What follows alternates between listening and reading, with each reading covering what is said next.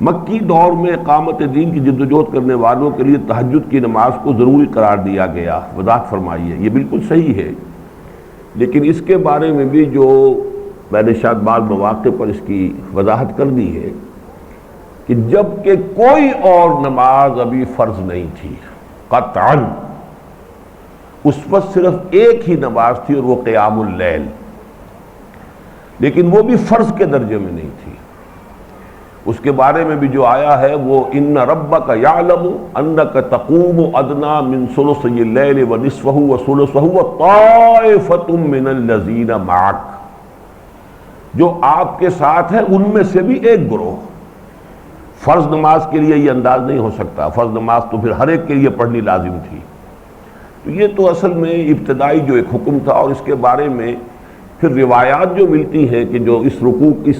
سورت کی جو آخری آیت ہے جس پر پورا رکوع مشتمل ہے ایک ہی آیت پر، اس میں جو دو پھر آئی ہیں ترمیمیں یا اس کے اندر جو نرمیاں کی گئی ہیں، تو اس میں سے بعض جگہ معلوم ہوتا ہے کہ یہ 9 مہینے بعد ہو گیا، 10 مہینے بعد ہو گیا، 11 مہینے بعد ہو گیا، 16 مہینے بعد ہو گیا، بعض میں آتا 10 سال بعد ہوا، 11 سال بعد ہوا۔ تو اس کے ضمن میں بہت پریشان رہا بہت عرصے تک کہ اتنی اہم بات ہے، اس کے ضمن میں یہ اتنی مختلف روایات، کہاں مہینے کہاں سال۔ لیکن پھر یہ کہ عقدہ کھل گیا۔ امام سیوطی کی جو بہت مشہور کتاب ہے اس میں یہ بات کھل گئی کہ وہ حضرت عبداللہ ابن عباس رضی اللہ تعالی عنہما کے نزدیک یہ آیت ایک نہیں دو ہیں۔ پہلی جو تنسیخ آئی ہے یا ترمیم آئی ہے یا جو اس میں نرمی کی گئی ہے، یہ تو 10 مہینے 11 مہینے یا 12 مہینے کے بعد ہو گئی۔ دوسرا حصہ جو ہے یہ یا تو ہجرت سے متصلاً قبل اور یا ہجرت کے بعد ہے۔ پہلا تو یہ تھا علم ان لن تحصوه فتاب علیکم فاقرؤوا ما تیسر من القرآن، پہلا حصہ یہ ہے۔ اس کے بعد دوسرا تھا علم ان سیکون منکم مرضی وآخرون یضربون فی الارض یبتغون من فضل اللہ وآخرون یقاتلون فی سبیل اللہ فاقرؤوا ما تیسر منہ واقیموا الصلاۃ وآتوا الزکاۃ واقرضوا اللہ قرضا حسنا وما تقدموا لانفسکم من خیر تجدوہ عند اللہ هو خیرا واعظم اجرا۔ معلوم یہ ہوا کہ یہ آیت تو لازماً یا تو متصلاً آ سکتی تھی، قتال کا ذکر ہے، یقاتلون فی سبیل اللہ، یا تو ہجرت سے متصلاً قبل آ سکتی ہے، اور یا پھر جیسے کہ وہ آیت جو ہے کہ جو سورہ حج میں آئی ہے کہ یقاتلون اذن للذین یقاتلون یا یقاتلون، یہ دونوں اس کی قراتیں ہیں۔ اذن للذین یقاتلون بانہم ظلموا وان اللہ علی نصرہم لقدیر، یہ سورہ حج کی آیت ہے، اور اس کے بارے میں تحقیق یہ ہے کہ یہ اثناء سفر ہجرت میں نازل ہوئی ہے۔ اسی طرح یہ حصہ جو ہے اس آیت کا آخری، یہ بھی یا تو ہجرت سے متصل قبل اور یا ہجرت کے بعد، جبکہ فرض نماز آ چکی، اقامت الصلاۃ ہوئی ہے 11ویں سال میں، جبکہ معراج ہوئی ہے اس کے بعد سے اقامت الصلاۃ کا لفظ شروع ہوا ہے قرآن مجید میں، نماز کا قائم کرنا۔ اس سے پہلے کہیں سجدے کا ذکر ہے، کہیں تسبیح کا ذکر ہے،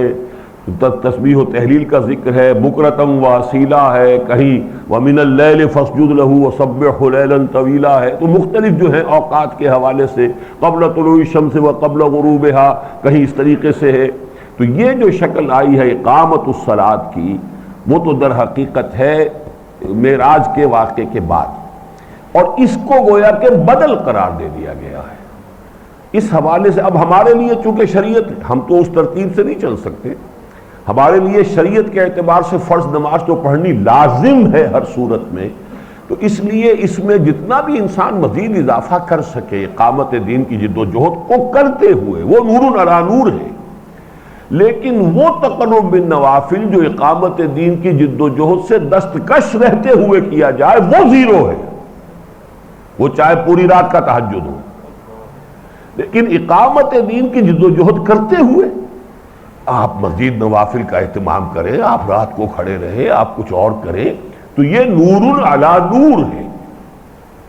بس یہ ہے جس کو کہ فرق کو سمجھ لینا چاہیے۔ البتہ وہ جو تصور ہمارے ہاں بن گیا ہے کہ سارے وہ سلوک کے مراحل بھی طے ہو گئے ہیں، اور کوئی شخص جو ہے وہ مرشد بھی بن گیا ہے، دوسروں کے لیے مسند ارشاد کے اوپر بھی بیٹھ گیا ہے، لیکن اس اقامت دین کی جد و جہد کا کوئی آس پاس بھی کوئی گزر ہی نہیں۔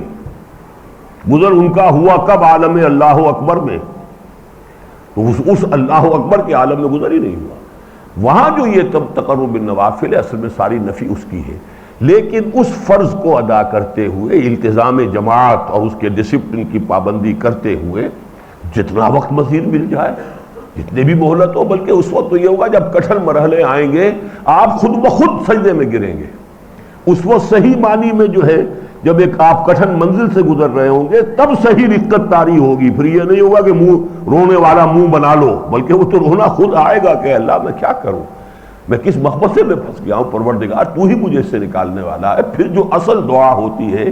کہ جب انسان اس جد و جہد کے اندر ہو اور اس کے کسی مشکل کے اندر گرفتار ہو، تو بہرحال اس کی نفی نہیں ہے کہ آدمی اس کے ساتھ جتنی بھی کرے وہ ٹھیک ہے۔